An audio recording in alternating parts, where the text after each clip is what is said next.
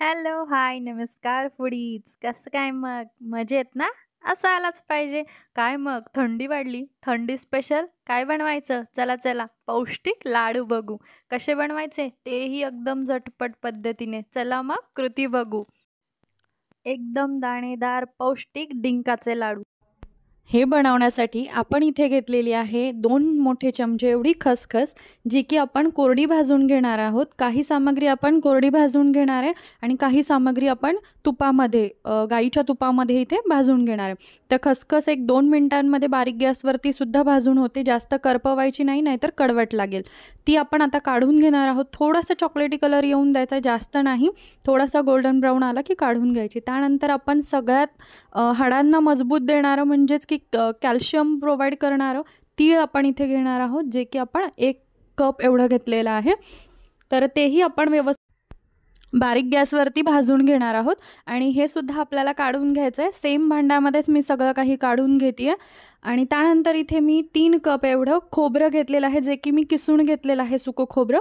कारण सांगते तुम्हाला, कारण ज्यावेळेस आपण काप टाकतो तर ते काप व्यवस्थित भाजल्या जात नाहीत. बट ज्यावेळेस आपण इथे खोबऱ्याचा कीस वापरतो तर तो एकदम प्रत्येक त्याचा जो काही दाणा आहे तो प्रत्येक दाणा भाजला जातो, कडक आणि क्रिस्पी होतो, ज्याच्यामुळे काय होतं की आपल्या लाडवाला खोबऱ्याचा खौट वास लागत नाही लवकर आणि जास्त दिवस टिकतात यासाठी.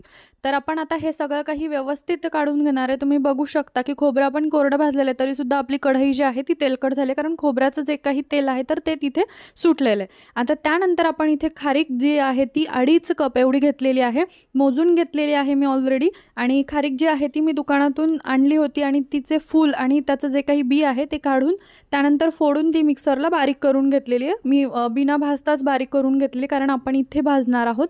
तर ज्यावेळेस आपण हे भाजतो तर त्यावेळेस काय होतं की त्याचे पूर्ण कण जे आहेत ते एकदम व्यवस्थित भाजल्या जातात आणि जेव्हा अख्खी खारीक भाजतो तर त्यावेळेस ती व्यवस्थित भाजल्या जात नाही यासाठी.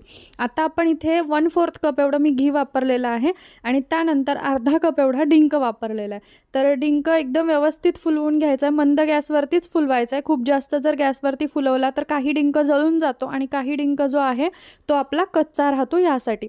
आणि त्यानंतर हे सगळं काही आपण सतत हलवत राहायचे कंटिन्यूअस, कारण प्रत्येक कण हा फुलला पाहिजे यासाठी. तर आता हे सगळं काही आपण व्यवस्थित भाजून घेतोय. तोपर्यंत जे कोणी चॅनलवरती नवीन असाल, लाईक, शेअर, सबस्क्राईब करायला विसरू नका. त्याचबरोबर आपला जो दुसरा चॅनल आहे आस्वाद म्हणांचा आर्ट अँड क्राफ्ट, त्याही चॅनलला भेट द्यायला विसरू नका. आता तुम्ही बघू शकता की आपला डिंक जो आहे तो 5 फुललेला आहे चांगला व्यवस्थित. आणि त्यानंतर हा आपण वेगळ्या भांड्यामध्ये काढून घ्यायचा, कारण आपण हे बारीक करताना वेगळं बारीक करणार आहे यासाठी. तर मी इथे एका ताटामध्ये काढून घेते आणि त्यानंतर आपण उरलेल्याच जे काही तूप आहे त्याच्यामध्येच आपण आता इथे जे काही ड्रायफ्रूट्स आहेत तर ते जे काही आहेत ते भाजून घेणार आहे. त्याच्यामध्ये मी इथे वापरलेले आहेत बदाम.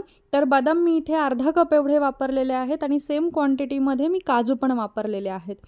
तर इथे तुम्ही तुमच्या आवडीनुसार कोणतेही ड्रायफ्रूट्स कमी जास्तसुद्धा करू शकता. नाही घातले तरी हरकत नाही आहे, ऑप्शनल आहेत. पण आत्ता थंडीच्या दिवसांमध्ये आपल्याला ड्रायफ्रूट्स सगळ्यात जास्त इम्पॉर्टंट असतात, कारण ते शरीराला उष्णता देतात. तर त्यासाठी आणि त्याचबरोबर बऱ्याच जणांचे कंबर दुखतं किंवा हाडं दुखतात, तर त्याच्यासाठी हे बेस्ट ऑप्शन आहे, म्हणजेच की डिंकाचे लाडू. इथे तुम्ही मेथीदाणेसुद्धा घालू शकता. जर तुम्हाला मेथीदाणे घालायचे असतील तर तुम्ही इथे ड्रायफ्रूट भाजून घेतल्यानंतर थोड्याशा तुपामध्ये तुम्ही जे मेथीदाणे आहेत ते भाजून बारीक करून घेऊ शकता. मेथीदाण्याचं प्रमाण एवढ्या याच्यासाठी तुम्ही 1/4 कप एवढं घेऊ शकता. जे काही आपण लाडूसाठी वापरलेली सामग्री याच्यामध्येच तुम्ही 1/4 एवढं ॲड करू शकता, कारण तुम्ही जर जास्त घातलं तर कदाचित ते लाडू जास्त कडवट होऊ शकतील, जास्त कोणाला आवडत नाहीत त्यासाठी.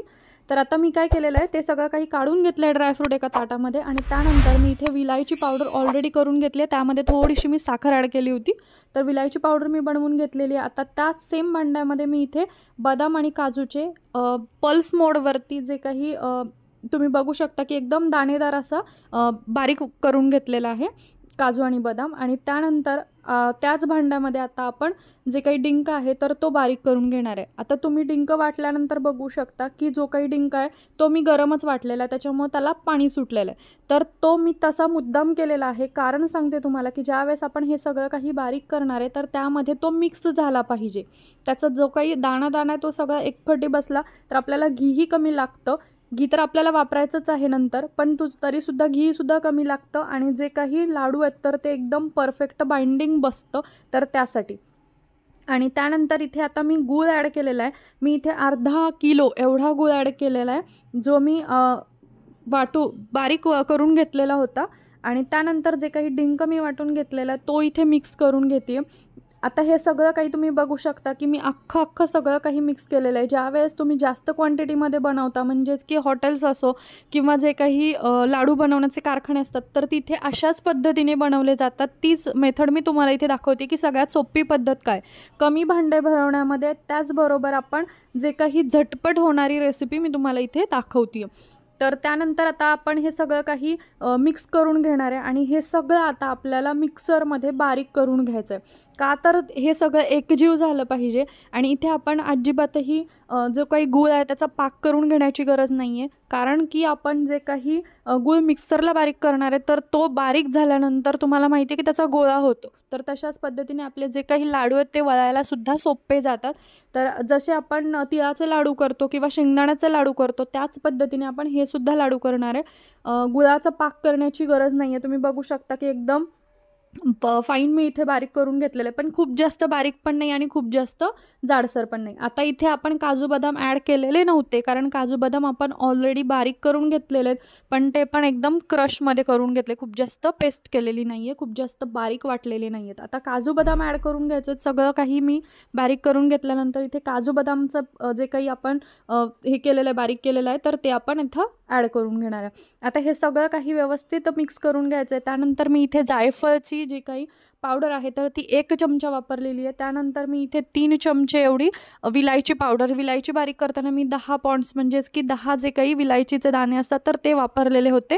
अख्ख्या विलायची 10 वापरल्या होत्या आणि त्याचबरोबर थोडीशी साखर टाकलेली होती त्यामध्ये. तर ते मी इथे 3 चमचे एवढे यूज केलेले. तुम्ही तुमच्या आवडीनुसार कमी जास्तसुद्धा करू शकता. आता हे सगळं काही एकजीव करून घ्यायचं आहे. त्यानंतर आता इथे आपण मेन गोष्ट ॲड करणार आहे ती म्हणजेच की घी, म्हणजेच की तूप, गावरान तूप ॲड करून घ्यायचं आहे. तर मी ऑलरेडी वितळवून घेतलेलं आहे, वितळवून घेतलेलंच वापरा.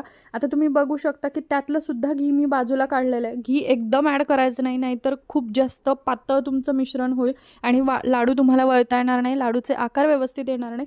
यासाठी घी ॲड करताना ते एकदम कमी क्वांटिटीमध्ये, म्हणजेच की लागेल तशा पद्धतीने तुम्ही ते ॲड करत जा. कारण कसं होतं की ज्यावेळेस तुम्ही एकखटी टाकाल तर ते पातळ होईल, पण तेच जर का तुम्ही लागेल तसं ॲड करा, कारण जे काही आपले मिश्रण आहे तर ते घी शोषून घेतं यासाठी. तर जशा पद्धतीने दाखवलं तशा पद्धतीने तुमचे लाडू वळून घ्या आणि त्याचबरोबर हे लाडू नक्की बनवा. एकदम सोपी पद्धत तुम्हाला सांगितलेली आहे की तुमचे लाडू एकदम झटपट पद्धतीने अवघ्या फक्त 1 तासांमध्ये सगळ्या प्रोसेससहित आपण हे लाडू बनवू शकतो. तर तुम्ही बघू शकता की आपले जे काही लाडू आहेत तर ते वळून तयार झालेले आहेत. तर मग हे लाडू बनवा, आपली थंडी एन्जॉय करा आणि त्याचबरोबर लाईक, शेअर, सबस्क्राईब करा. चला मग पुन्हा भेटूयात अशाच नवीन व्हिडिओसोबत. तोपर्यंत धन्यवाद.